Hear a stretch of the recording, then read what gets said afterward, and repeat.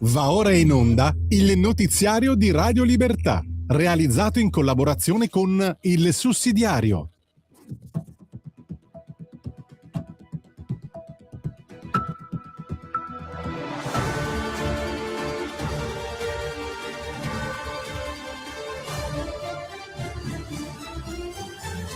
Buongiorno e benvenuti al TG di Radio Libertà in collaborazione con il Sussidiario.tv. È mercoledì 6 maggio 2026. La Cassazione assolve Salvini sul caso Open Arms e lui chiede scuse alla sinistra. Trump sospende le operazioni nello stretto di Hormuz. Non è una resa, è una mossa tattica. Rubio arriva a Roma e il governo prepara la linea italiana. La Lega sfida Bruxelles sulle bollette. Deroga al patto di stabilità o l'Europa è inutile. Salvini rivendica i cantieri in Calabria, infrastrutture contro degrado e criminalità. E dalla Biennale di Venezia un appello alla libertà culturale contro i boicottaggi ideologici. Questi i titoli di oggi. Restate con noi.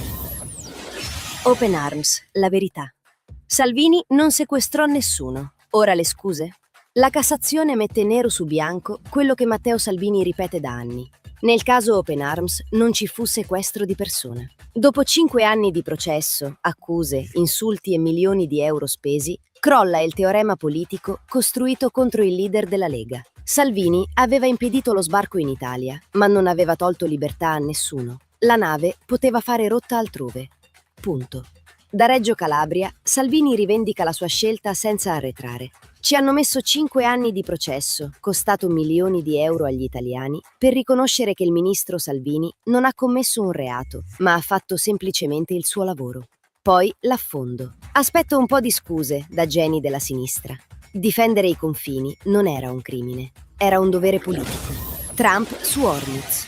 Prima i muscoli, poi il tavolo. Donald Trump mette in pausa Project Freedom, l'operazione americana per garantire il passaggio delle navi nello stretto di Hormuz. Ma attenzione, non è una ritirata, è il contrario. Trump sospende il movimento operativo perché, secondo Washington, ci sarebbero progressi verso un accordo con l'Iran. Il blocco resta, la pressione resta, il messaggio resta chiarissimo. Gli Stati Uniti si confermano garanti della libertà di navigazione in uno snodo decisivo per l'economia mondiale.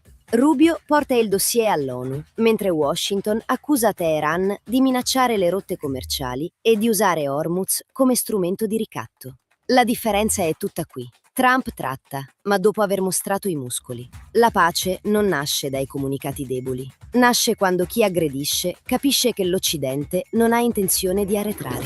Rubio a Roma, l'Italia è pronta. Salvini al tavolo del segretario di Stato USA. Il governo prepara la linea italiana in vista dell'arrivo a Roma di Marco Rubio, segretario di Stato dell'amministrazione Trump. A Palazzo Chigi il dossier passa dal vertice tra Giorgia Meloni, Antonio Tajani e Matteo Salvini. Una cabina di regia su una fase delicatissima. Iran, Hormuz, Vaticano, equilibrio transatlantico e nomine strategiche. L'Italia resta saldamente nel campo occidentale, dialoga con Washington e non si consegna all'anti-americanismo della sinistra, ma difende il proprio interesse nazionale senza automatismi e senza subalternità. Salvini è dentro la stanza dove si decide, non spettatore, ma protagonista. Governare significa questo, non urlare da fuori, ma incidere dove conta. Bollette, sfida all'Europa. Salvini, Bruxelles non ascolta gli italiani. Sul caro energia la Lega alza il livello dello scontro con Bruxelles. Giancarlo Giorgetti chiede di estendere all'emergenza bollette e carburanti le deroghe al patto di stabilità già previste per la difesa. Matteo Salvini appoggia la linea e attacca l'Europa dei vincoli a senso unico. Da Torre Annunziata il vice premier usa parole nette. È sorda e inutile un'Europa che ci dice puoi spendere più soldi per le armi, ma non puoi spendere più soldi per aiutare gli italiani a pagare le bollette e far benzina. Poi aggiunge, un'Europa così non ci serve. Il problema non è Trump, Zelensky, Putin, l'Iran. Qua il problema è a Bruxelles. Il messaggio è semplice. Famiglie, imprese, trasporti, agricoltura e industria non possono essere lasciati soli. La Lega difende il paese reale, quello che lavora, produce e paga. Calabria, ecco le opere vere. Cantieri contro degrado. Matteo Salvini rivendica la stagione degli investimenti in Calabria e lo fa da Reggio, mettendo in fila opere e cantieri. Ponte sullo Stretto, Statale 106, Alta Velocità, Aeroporto, Porto di Gioia Tauro, A2 e Trasversale delle Serre. Non promesse generiche, ma infrastrutture, collegamenti, lavoro. Il leader della Lega sintetizza così la linea. Non ci possono essere pezzi d'Italia dimenticati. E ancora, la malavita organizzata si risolve col lavoro e con le infrastrutture, non con le chiacchiere o con i convegni. È la Lega di governo, concreta, operativa, quella che porta strade, ferrovie, porti e sviluppo dove per decenni sono arrivati solo ritardi. Il Sud non chiede compassione, chiede opportunità. Liberare la Biennale. Salvini, l'arte non si boicotta. La Biennale di Venezia non può diventare un tribunale politico. Matteo Salvini annuncia che visiterà tutti i padiglioni, senza esclusioni, e difende l'arte dalla logica dei boicottaggi, delle polemiche permanenti e delle censure ideologiche. Il vice premier lo dice chiaramente. L'arte e lo sport dovrebbero essere immuni da polemiche, boicottaggi e divieti. Una frase quasi rivoluzionaria, in un'Europa che troppo spesso trasforma cultura ed eventi internazionali in campi minati ideologici. Venezia è un orgoglio italiano e mondiale. Non può diventare un commissariato di Bruxelles. Difendere la libertà culturale significa dire no alla censura travestita da moralismo. L'arte non si cancella, si guarda, si discute, si difende. Radio Libertà, in collaborazione con il Sussidiario.tv, presenta gli approfondimenti di oggi.